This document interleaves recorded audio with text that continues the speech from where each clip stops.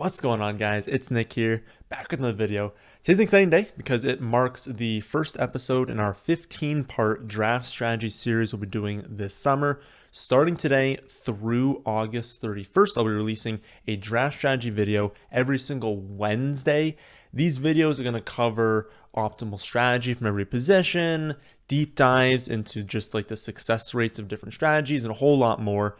A good chunk of these videos is going to go over the research project I conducted over the off season, though I won't be releasing all of the findings from that study since we obviously need to reward the loyal followers who've been supporting us by getting memberships on the website. So we'll go over a bunch of the interesting findings here on the channel, but there's obviously going to be more content on the website, thefantasyfootballadvice.com. So what do we have in store for episode 1? This first episode is going to go over the robust RB strategy and if the data says that it is a viable strategy or not. I'll start off by briefly explaining where the data came from that we're using for all these studies, and then, a quick reminder about what robust RB is for those of you who do not know. If you've already read the articles on the site and therefore know where the data came from, you can just skip to whatever is next in the timestamp. So for everyone else, here's where the data came from. Basically, this offseason, I collected a data set of 10 and 12 team ESPN public leagues. The data includes 110,000 teams for each year since 2015, which means there are 770,000 teams that we will look at. For each of the teams, I know how the draft happened, what everyone was drafted to each team, what spots, and then overall how each team did. And as far as the regular season standings, playoff standings, all that stuff. I have excluded superflex leagues, tight end premium leagues, leagues with incomplete data, keeper leagues, in-person drafts, because ESPN does a really, really bad job at allowing, they don't really have a software to let you do it on the site. So a lot of in-person drafts need to input it in. And when it gets inputted, it's not always accurate for how they show it in the back end of the site. So a lot of those are removed. And then just leagues where draft picks were traded. So someone has 5 first-round picks, or clearly you can't use that as far as a draft strategy. If someone's getting a bunch of first-round picks, someone's getting a bunch of late picks, and then just leagues where people got impossibly high levels of value, which were probably also part of just bad data from in-person drafts. So the actual data set that I collected is way bigger than the 770,000 teams we're left with, but that's the number we have after all of the cleaning, just getting rid of all the leagues that don't make sense for these studies. If you have any other questions, I think I did a good job explaining it, but if you have any other questions, I have a full write-up on the website that will go into more detail and how it's collected. So that's the data set. What is robust RB for this video? I don't think that there's just one clear definition for robust RB, but basically it means you take a bunch of running backs early. I'm sure most of you have heard of RB0, 0RB, however you want to say it. It's sort of the opposite. I guess technically the opposite of 0RB would be 0 wide receiver, where in 0RB, you're just not taking running backs, or I would say at least the first 5 to 6 rounds. 0 wide receiver would be not taking a wide receiver for the first 5 or 6 rounds. This is just you're hammering out running backs. It doesn't mean you need to start off with 6 running backs, and we're going to talk about that later in the video, why that's bad to do. But basically, I would say it means you're starting off heavy at running back. You're probably taking at least 3 in the first 5 rounds, but just you're going heavy at running back early. That's robust RB. You're not taking one running back and then a bunch of other positions. That's hero RB, when you take one running back early and you fill out everything else and you hope that running back is dominant. Robust RB means you're taking multiple in the first few rounds. But I would personally say if you started off running back, wide receiver, and then 3 straight running backs, that to me is still robust RB. It just means taking a lot of them early. So is it good to do? Looking at the 770,000 teams over the last 7 years, how does this strategy work out overall? Really well, honestly. Now, again, it depends on exactly what your definition is, but I'm going to show you 2 different ways of looking at it. And I think it's pretty clear that, no matter what definition you use, it's a good strategy. Simply using the definition of you have to have 3 total running backs in the first 5 rounds, but you do not care which rounds they came in, that strategy results in a 16.3% boost to your championship odds over the 7-year sample. If you recall now, 2015, that year really started the adoption of the RB0 strategy. Basically all of the high-end running backs failed by ADP in 2015. Top 10 was Adrian Peterson, Le'Veon Bell, Eddie Lacy, Jamal Charles, Marshawn Lynch, CJ Anderson, Matt Forte, Jeremy Hill, DeMarco Murray, and Justin Forsett. That was your top 10 ADP. How did they do at the end of the season? Well, Peterson did well, finished second overall, but everyone else, 48th, 28th, 52nd, 56th, 30th, 8th, not bad, then 15th, 17th, and 40th. A really, really bad year for running backs. And because that happened, we saw wide receiver starts in 2015 give you a 66.5% boost to your championship rate. That is the largest increase for any strategy on any year in the sample. So simply put, if you started off with running backs in 2015, you had a tough time winning. So that's one thing I want to point out. Anything can happen. If all of the high-end running backs fail, it doesn't matter how good a strategy is on average in that particular year, it is not going to work. And we saw in 2015, it did not work. Taking running backs early, you had a huge boost, the biggest boost we have seen in the last 7 years, starting off with wide receiver heavy. The problem is, drafters overreacted in the next 2 seasons, right? Everyone got burned because there were a ton of running backs early. If there are like 8 busts in the first 10, well, probably 8 different teams are getting burned in the next year. They're like, nope, it was clear that like wide receivers are better to take early. And so the ADPs flipped. Everyone starts taking wide receivers early. We see in 2016 and 2017, the opposite happened. After this drop in ADP for running backs, since everyone got burned again, starting off running back heavy became very, very successful. All told, the only 2 seasons in the sample where running back, or robust RB starts, so running back would basically be different from a robust RB if in rounds 3, 4, and 5, you just don't care if you took running back or not. So remember, my definition right now, robust RB, 3 running backs, first 5 rounds. RB start just means first 2 rounds, running back. Doesn't necessarily need to be robust RB. So again, in the sample, the only 2 years where either of those starts negatively impacted your championship rate was 2015 when everything failed, and also 2020, though it's very important to point out, 2020 was not because wide receivers were dominant. It actually wasn't super optimal going wide receiver. It was just Travis Kelce. Travis Kelce just shattered everything. You took him in the second round in 2020, and you had a very, very good chance of making the championship. Everything else suffered because of that, because he had such a dominant season that everyone that drafted him had a really good chance of winning it all. So that is one way to look at it. Teams that drafted running backs early have won their championship at a higher rate, not only in more total seasons in the last 5 years, 5 compared to 2, but also just on average. Randomly sampling all of these years, it is beneficial to your team if you're trying to win the championship or make the playoffs. It works for both. If you start off running back, or with 3 running backs in the first 5 rounds. But you can also look at specific decisions and determine when drafting a running back is optimal. So let's just say, for example, I'm sitting in the first round. Obviously, I do not have a running back yet since I have yet to make a single pick. Is it optimal for me to take a running back in that first round? Yes. Your playoff and championship rates go up if you take it in the first round, and they drop for every single round that you don't take your first running back. So if you say, oh, I don't love the value, I'm going to go wide receiver. Okay, now you're saying the next chance you have to take running back is in round 2. Every single round you wait to take your first one till round 3, till round 4, till round 5, your championship rate and playoff rate declines in every single round. And the same thing is true for your second running back.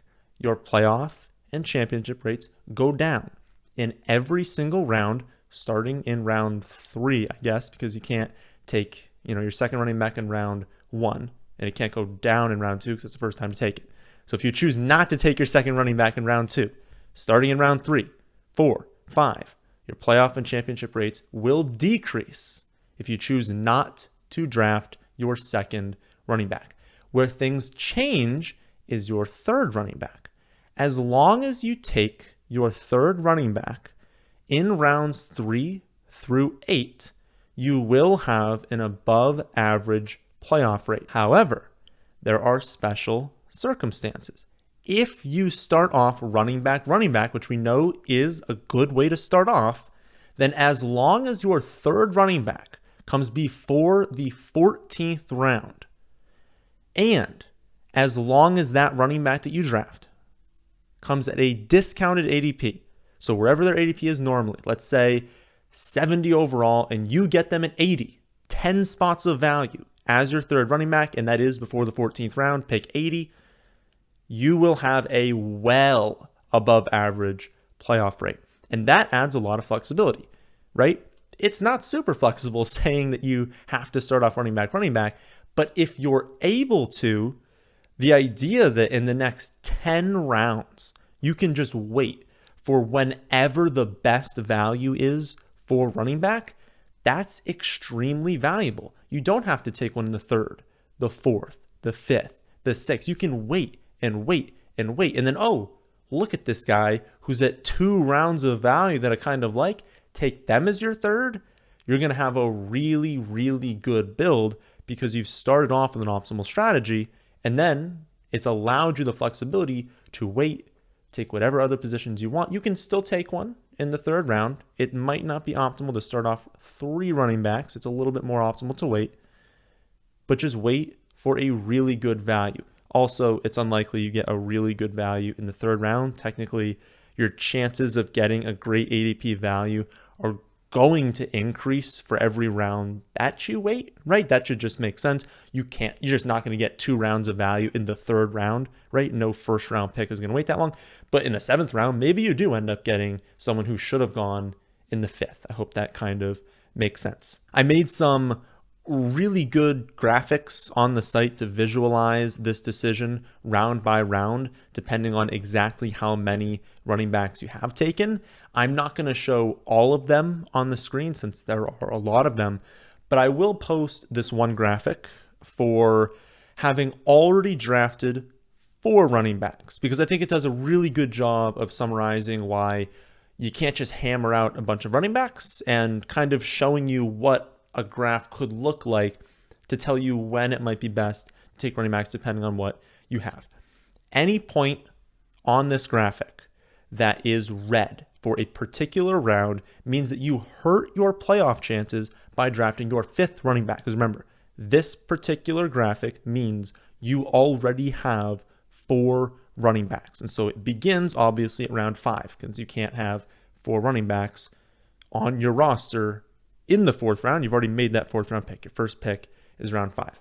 So if you take your 5th running back in round 5, that's really bad. That is really, really negative on the graph. Honestly, same thing for round 6, 7, and 8. The graphic kind of shows that, your 5th running back should come in round 13 or later with a lean towards later.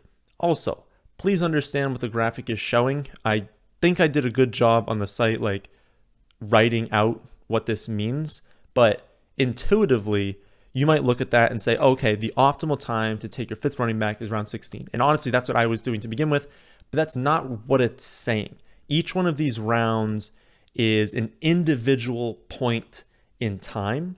So what it's saying is, if you find yourself in the 16th round and you only have 4 running backs, you should take your 5th, because it's positive. It's saying if you do that at that point in time, you are going to see an increase to your playoff rate compared to not taking one given that choice. I really hope that makes sense. Play that back if it doesn't make sense. But again, it doesn't mean you have to draft your 5th running back in round 16. It just means if you find yourself in round 16 with only 4, you should take one.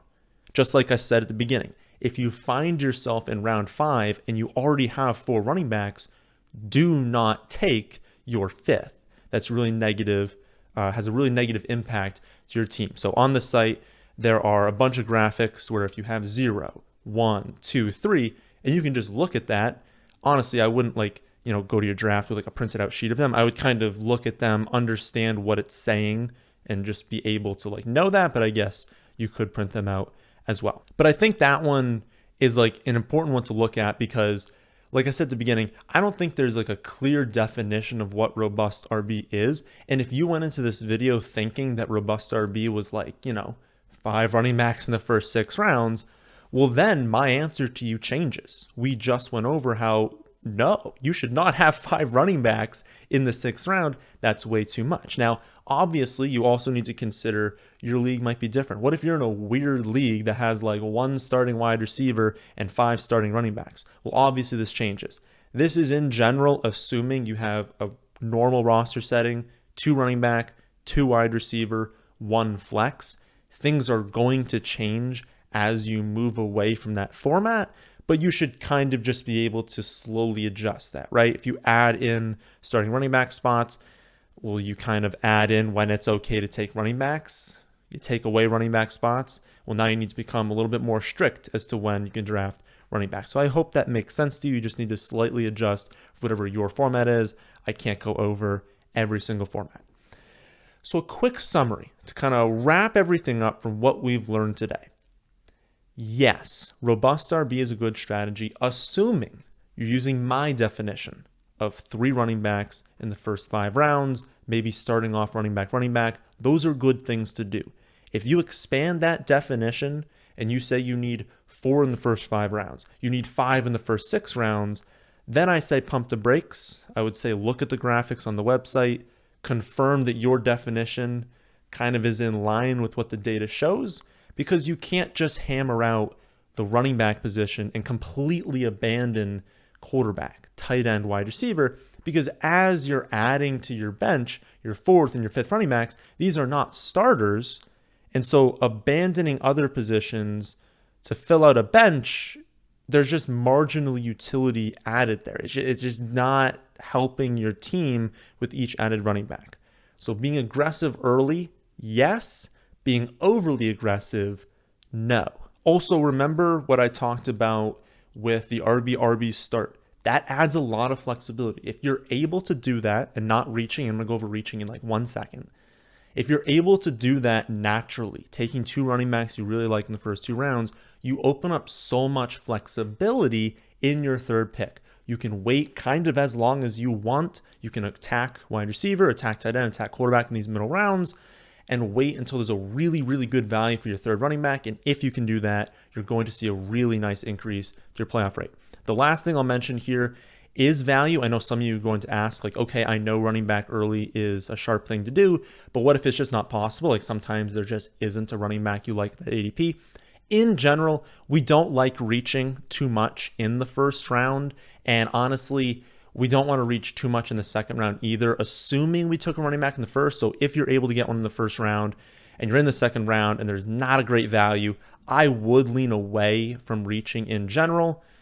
But the data does kind of show if you didn't take one in the 1st, it's okay to reach a little bit into the 2nd round. And of course, as you expand into future rounds, reaching becomes less and less of a negative impact. In general, ADPs are extremely sharp in the first 4 or 5 rounds. Like that's really where people should be going. If you're reaching outside of that range, you are hurting your chances. As you work your way into the 6th, 7th, 8th round, don't be concerned too much about reaching, especially if, I said you should have multiple running backs, in the early rounds. And if you don't have that, reaching for a running back becomes a little bit better as you work later on.